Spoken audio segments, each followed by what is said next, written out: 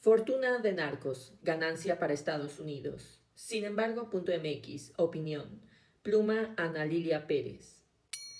En su redituable sistema consistente en extraditar narcotraficantes, negociar con ellos información e incautarles parte de la fortuna amasada durante su actividad criminal, a cambio de sentencias benévolas, entre comillas, Estados Unidos ve en el sinaloense Ismael Zambada García, el Mayo, la posibilidad de obtener el mayor decomiso a un narcotraficante, 15.000 millones de dólares, según la sentencia que se le dictó en julio pasado.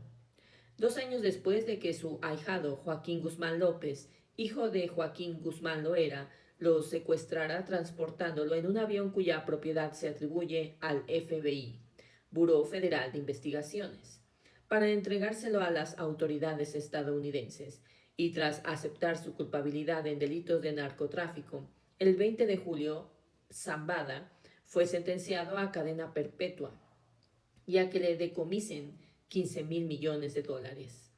Su defensa ya había adelantado que Zambada se declararía culpable y aceptaría la sentencia del juez Brian Cogan, el mismo que procesó a Joaquín Guzmán Loera y a Genaro García Luna, para no ir a juicio y que le permitiera cumplir su condena en un centro penitenciario con atención médica en lugar de una prisión de máxima seguridad.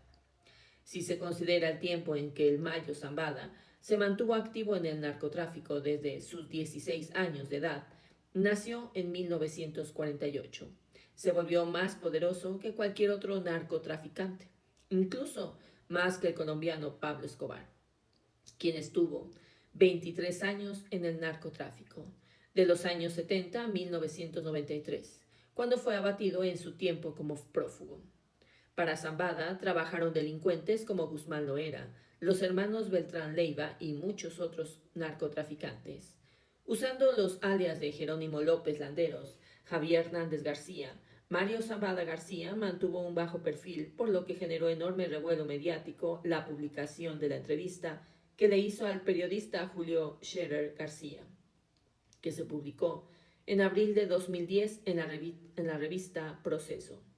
Relató el periodista que el encuentro tuvo lugar en la sierra, en una construcción rústica edificada sobre una superficie de tierra apisonada y bajo un techo de troncos y bejucos. Me quedó claro que el cobertizo había sido levantado con el propósito de que el capo y su gente pudieran abandonarlo al primer signo de alarma, escribió. Aquella reunión ocurrió meses después de que Vicente Zambada Niebla, el Vicentillo, fuera extraditado a Estados Unidos tras permanecer por un tiempo en un penal de máxima seguridad. Al respecto, Scherer le preguntó: ¿Y Vicente?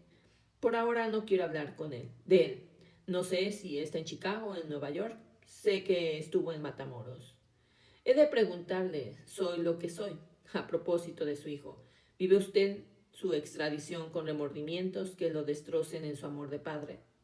Hoy no voy a hablar de mi hijo, lo lloro. Al poco tiempo de extraditado, Vicente Zambada se volvería testigo colaborador a cambio de una pena benévola.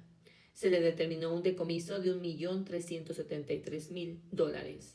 Años más tarde, su medio hermano, Serafín Zambada Ortiz, fue detenido y se le ordenó el pago de $250.000.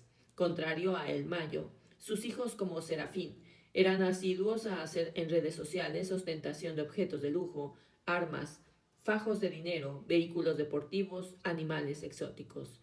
Desde hace por lo menos 20 años, el Departamento del Tesoro fue identificando activos mediante los cuales Ismael Zambada, a través de sus familiares, de testaferros, socios y operadores, ha lavado parte de las ganancias criminales. Negocios de todo tipo, de todo giro comercial, ranchos, centros comerciales, empresas del sector ganadero, de producción de leche agrícola, comercializadoras, constructoras, autotransporte, gasolineras, parques acuáticos y hasta una estancia infantil. Para las autoridades estadounidenses siempre ha sido redituable extraditar narcotraficantes también, porque en los procedimientos, ya sea mediante juicio o las negociaciones directas que realizan con integrantes de las organizaciones criminales, les incautan parte de esas fortunas que acumularon mediante negocios ilícitos, como decomisos, multas o reparación del daño. Catalogan lo que van obteniendo de capos que procesan bajo un sistema de justicia, en el que los criminales pueden tener beneficios si colaboran en los términos que las agencias y fiscales estadounidenses deciden. El monto que se determinó como el decomiso que buscan obtener del Mayo sería el más alto hasta ahora para un narcotraficante. El segundo fue el que se impuso a su compadre Joaquín Guzmán Loera, a quien se le sentenció a pagar 12.600 millones de dólares.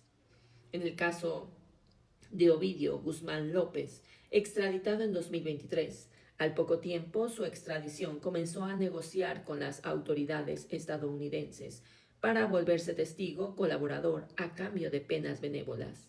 Se declaró culpable de cargos de conspiración, de tráfico de drogas y que tras el arresto y posterior extradición de su padre, él y sus tres hermanos, Iván Archibaldo, Jesús Alfredo y Joaquín, conocidos como los Chapitos, asumieron el liderazgo del grupo criminal en la sociedad que tenía con Zambada, y otros como Damaso López. El acuerdo de culpabilidad se formalizó en julio del 2025 y allí se estipuló un decomiso de 80 millones de dólares como reparación de daño que tendrá que hacer. Los beneficios que la justicia estadounidense ha dado a esa fracción de Cártel de Sinaloa incluyó el que se recibieran y protegieran a 17 integrantes de su familia. Otro de los montos cuantiosos fue el que, en 2017, se le determinó pagar a Alfredo Beltrán Leiva, una multa de 529 millones de dólares. Años antes, a los hermanos Arellano Félix y algunos de sus lugartenientes que fueron extraditados y procesados por delitos de conspiración para tráfico de drogas, crimen organizado, lavado de dinero, también se le decomisaron millones de dólares.